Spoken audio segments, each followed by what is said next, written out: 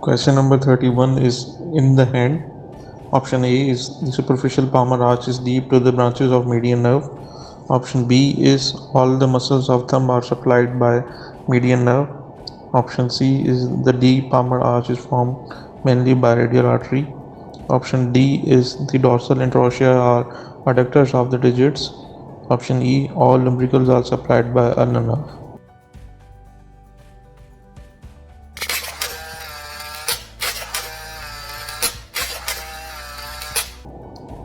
So the correct answer in this question is option C. The deep palmar arch is formed mainly by radial artery. The rest of the options are false because superficial palmar arch is superficial to branches of median nerve, and all the muscles of thumb are not supplied by median nerve, radial nerve, and ulnar nerve. They also supply the muscles of the thumb, while the functions of interossea are in a mnemonic like palmar interossea do adduction and dorsal interossea do abduction. So you can remember it as PAD and DAB. Abductors are dorsal and adductors are palmar interossea. Question number 32 is about shoulder joint. Option A is capsule is attached all around the surgical neck. Option B is arm is brought forward and laterally in flexion of this joint. Option C is it is commonly dislocated in front of scapula. Option D is tendon of long head of triceps is intracapsular. Option E is synovial membrane is supplied by branches of radial nerve.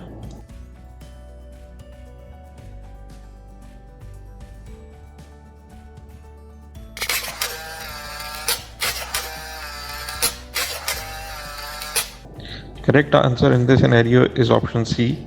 The most commonly dislocated shoulder joint is in front of scapula because capsule is absent inferiorly, in front and inferiorly, while the rest of the options are false because capsule is not attached to surgical neck and tendon of long head of biceps is intracapsular, not the triceps, and synovial membrane is not supplied by the branches of radial nerve.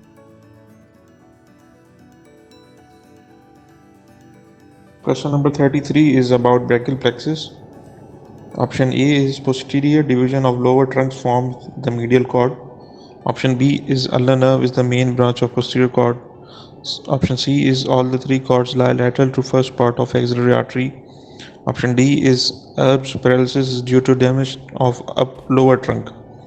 Option E is trunk contains fibers which supplies teres minor.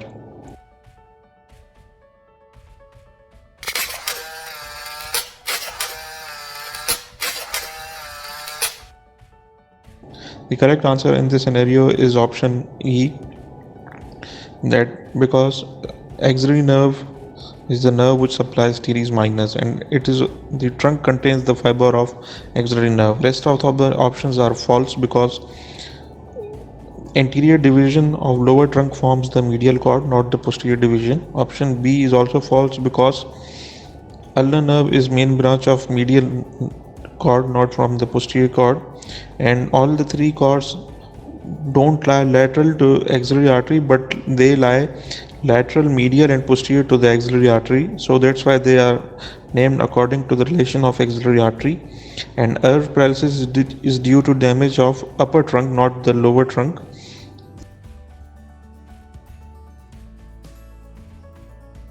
Question number 34 is brachial artery. Option A is it divides into radial and ulnar arteries at the level of elbow joint. Option B is it begins as continuation of subclavian artery. Option C is it is related posterior to posterior cord of brachial plexus. Option D is it gives nutrient artery to the radius bone. Option E is it gives branches which take part in anastomosis around the shoulder joint.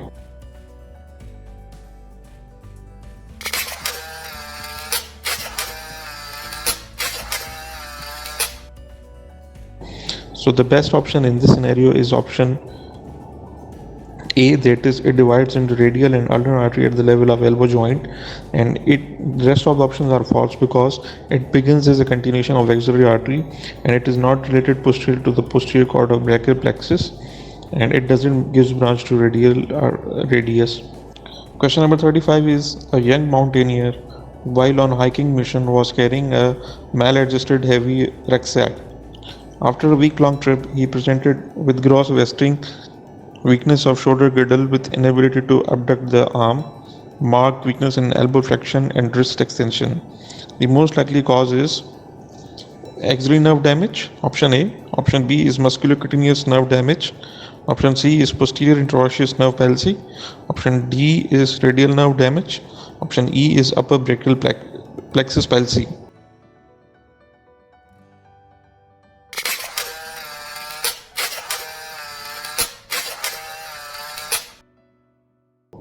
So the correct answer in this scenario is option E, that is upper brachial plexus palsy, and that causes weakness in the muscles of the shoulder joint, that is deltoid, elbow flexion, and the wrist extension is also lost, and the palsy known as Erb's palsy. Question number 36 is a middle-aged woman developed weakness of right hand for last few days. She has consulted a physician who found that she is myxedematous and obese. There is weakness of thenar eminence and impaired sensation in thumb, index, middle and medial side of ring finger. The probable diagnosis is option A, carpal tunnel syndrome, option B, cervical rib, option C, cubital tunnel syndrome, option D, Pencost tumor, option E, pronator syndrome.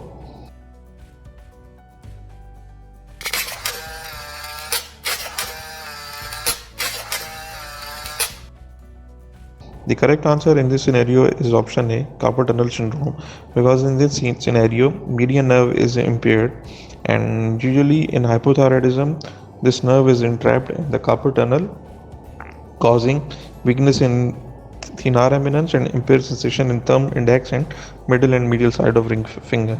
Question number 37 is a cricketer was hit by a ball on the posterior and medial aspect of elbow joint with fracture of medial epicondyle and damage to ulnar nerve. This would result in a sensory loss over option A, lateral 2/3 over dorsal surface of the hand, lateral 2/3 over palmar surface of the hand. Option C is medial 1/3 over dorsal surface of the hand.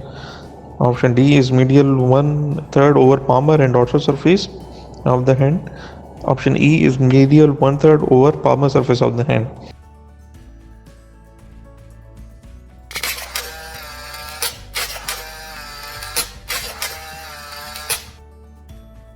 The correct answer in this scenario is option D, medial 1/3 over palmar and dorsal surface of the hand, because this is the sensory supply of the ulnar nerve. Question number 38 is injury to ulnar nerve behind medial epicondyle causes option A, loss of sensation in medial 1/3 of palmar and dorsal aspect of hand.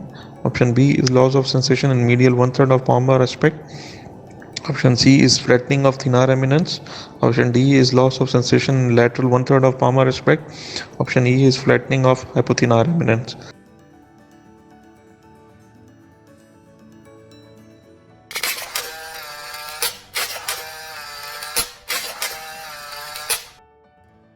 So the correct answer in this scenario is option A, that is loss of sensation in medial 1/3 of palmar and dorsal aspect of the hand, because ulnar nerve supplies medial 1/3 of palmar and dorsal aspect. Rest of the option are false, because flattening of thenar and hypothenar eminence is usually due to median nerve, not solely due to ulnar nerve. Question number 39 is pivot joint is option A, atlantoaxial joint. Option B, occipito-atlanto joint. Option C, shoulder joint. Option D is hip joint. Option E is intervertebral joint.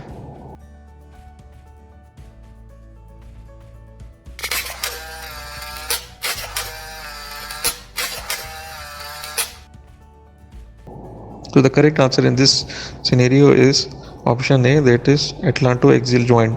Other options are false, and the rest other pivot joint in the body are proximal and distal radioulnar joints. Question number 40 is regarding circumduction.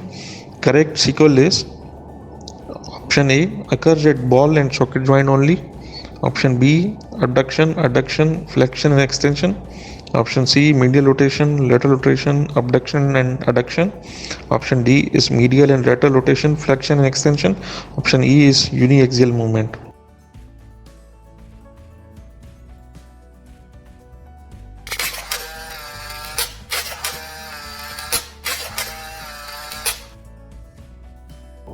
The correct answer in this scenario is option A, because the correct sequence is flexion first, then extension, then abduction, then adduction, and it occurs only in the ball and socket joint.